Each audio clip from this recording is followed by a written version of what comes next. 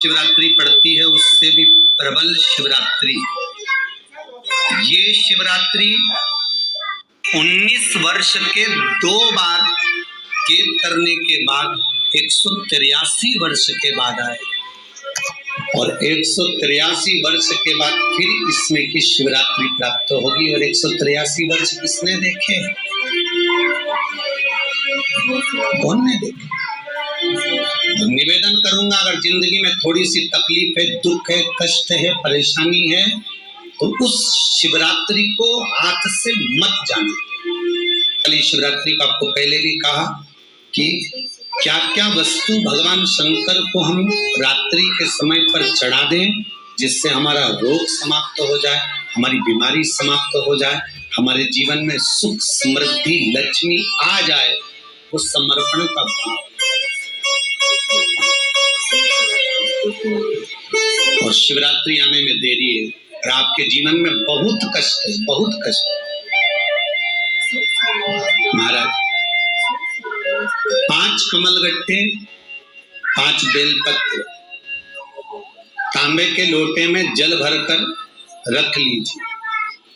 सीधे हाथ पर उस कलश को रखो जिसमें 5 कमलगट्टे और 5 बेलपत्र रखिए। श्री शिवाय नमस्तुभ्यम शिव महापुराण का मूल मंत्र है, जैसे भागवत का मूल मंत्र है ओम नमो भगवते वासुदेवाय। शिव महापुराण का मूल मंत्र है श्री शिवाय नमस्तुभ्यम।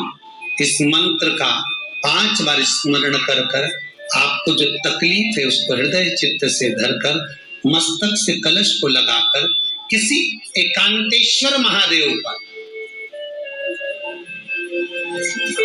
एकांतेश्वर महादेव मतलब अपने गांव से, नगर से, शहर से जो बाहर खेड़े में हो, बिल्कुल बाहर,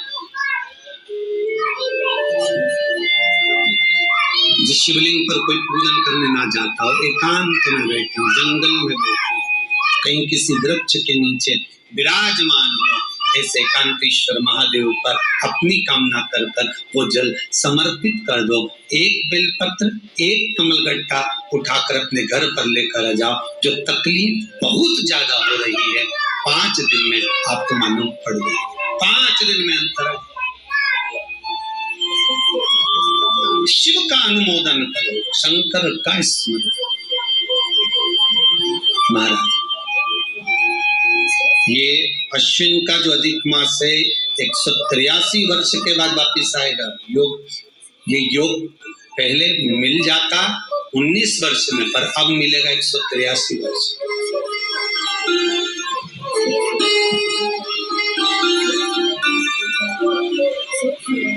एक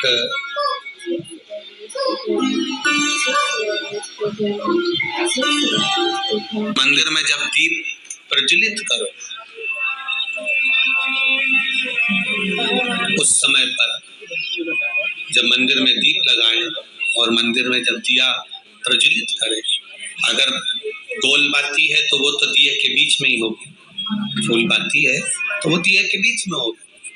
और मान लो अगर लंबी बाती लेकर गए हो, लंबी बाती को लेकर पहुंचे हो, तो अगर दीप लगा रहे हो, कामना रखकर लगा रहे हो कि मेरी ये कामना है, तो वो दीप का, बाती का मुख अपनी ओर रखना, पर कोई कामना नहीं। हम भगवान को केवल इसलिए रिझा रहे हैं कि मेरा भोलेनाथ मेरा भंडार भरे और मेरे घर में सुख समृद्धि दे। तो दीप की बाती का मुख भगवान की ओर होना चाहिए कि हमने तेरे भरोसे पर छोड़ दिया। अब हम किसी से नहीं पूछेंगे कि हमें क्या करना है, ये दीप की जो बाती का मुख है वो आपकी ओर है। अर्थात मेरा जो जीवन है, मेरा जो संपूर्ण परिवार है, मेरा जो कुटुंब है, मेरा जो कबीला है, मैं जिस घर में निवास करती हूँ, मैं जिस घर में रहता हूँ, उस घर का संपूर्ण कारभार सब तुम्हारे भरोसे पर है। तो बाती का मुख कहाँ हो गया? भगवान की ओर हो गया।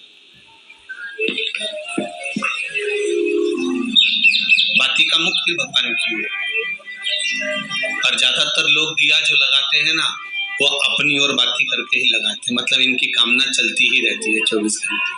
कुछ कुछ कामनाएं इनकी जागरूक रहती है, इनकी कामनाएं निरंतर रहती है। पर उस बाती में जब आप अपना संपूर्ण परिवार, संपूर्ण अपने परिवार का, दुकान हो, धंधा हो, व्यापार हो, व्यवसाय हो, चाहे आप जितना भी कार्य कर रहे हो, फैक्ट्रियां चला रहे हो, वो सब अपने भगवान के भरोसे पर दे दिया, भगवान की ओर दे दिया। तो इसका मतलब ये नहीं है कि बाती का मुख भगवान की ओर हो तो तुम भगवान के बिल्कुल करीब में बाती का मुख कर लगा दो और भगवान को मालूम पड़े चोट लग जाए, ऐसा भी नहीं।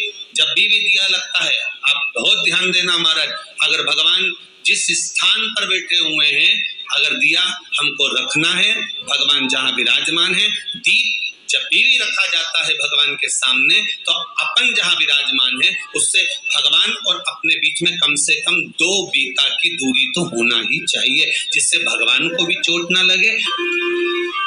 तुलसी महारानी को जो दिया लगाया जाता है वो तुलसा महारानी से दूर लगाना चाहिए। तुलसी के क्यारे में दीप लगाने का प्रमाण नहीं है कि तुम तुलसी के क्यारे के अंदर दिया लगाओ। पहले तो ऐसा नियम था कि तुलसी का जो क्यारा बनता था उसमें एक नीचे अलग से दिया रखने की जगह बनती थी, तो उसमें दिया रख दिया जाता था। आज के जमाने में इतनी जगह ही नहीं कि वहां में रखो, तो लोग वो कुंडा में धर के आ जाए।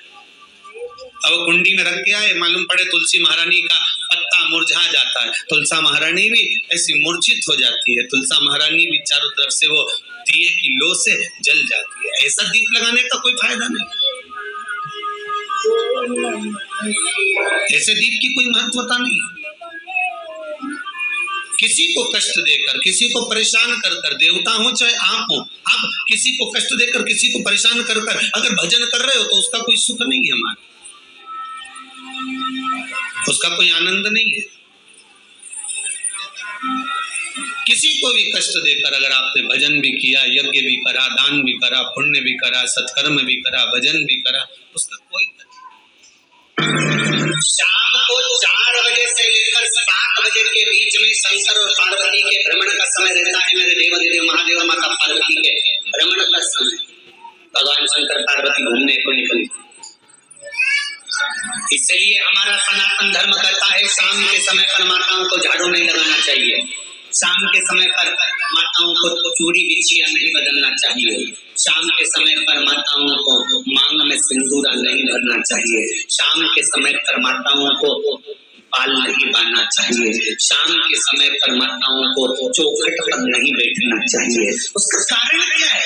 क्योंकि पार्वती जी ने भगवान भोलेनाथ जी से कहा था कि तुम मुझे रोज शाम के समय प्रदोष काल में भ्रमण के लिए लेकर जाते हो, मेरे लिए आज्ञा क्या है? शंकर भगवान ने कहा सुनो पार्वती, मंदिर के अंदर नंदी रहता है, जाने वाला यात्री जब मंदिर में मेरा दर्शन करने आता है तो नंदी के कानों में कहकर जाता है कि शिव जी को मेरे यहाँ लेकर आना।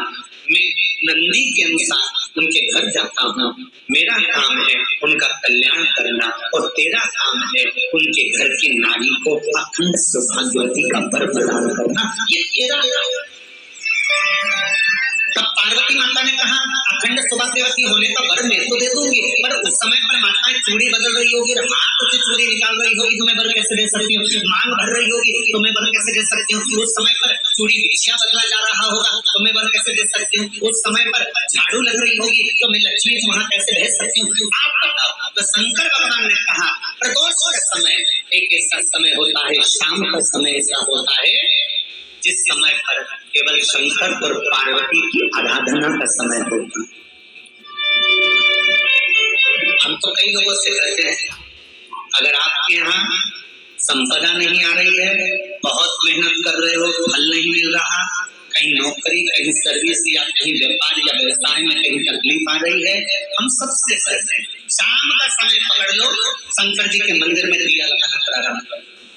शिव मंदिर में अगर दिया नहीं लगा रहे हो तो बेलपत्री के पेड़ के नीचे दिया लगा, बेलपत्री और शंकर जी के मंदिर में दिया नहीं लगा रहा तो शंकर जी के मंदिर के बाहर चौखट पर दिया लगा। इतना भी नहीं कर सकते तो अपने घर के बाहर अपने द्वार पर दिया लगा दो और शंकर जी के नाम का श्री शिवाय नमस्तुभ्यं बोलकर शंकर भगवान को याद कर कर अपनी कामना कर कर बाबा का स्मरण कर कर पंचाक्षर मंत्र नमः शिवाय, षडाक्षर मंत्र ओम नमः शिवाय, द्वादशाक्षर मंत्र ओम नमो भगवते वासुदेवाय, जो मंत्र तुमको याद है उसका स्मरण कर कर लक्ष्मी हो चाहे नारायण हो चाहे राम हो चाहे कृष्ण हो, स्मरण कर कर शाम के समय बाहर दिया लगा दो, दरवाजे के पास लगा दो, उस समय जरूर आएगा, उसका वेलकम जरूर होगा।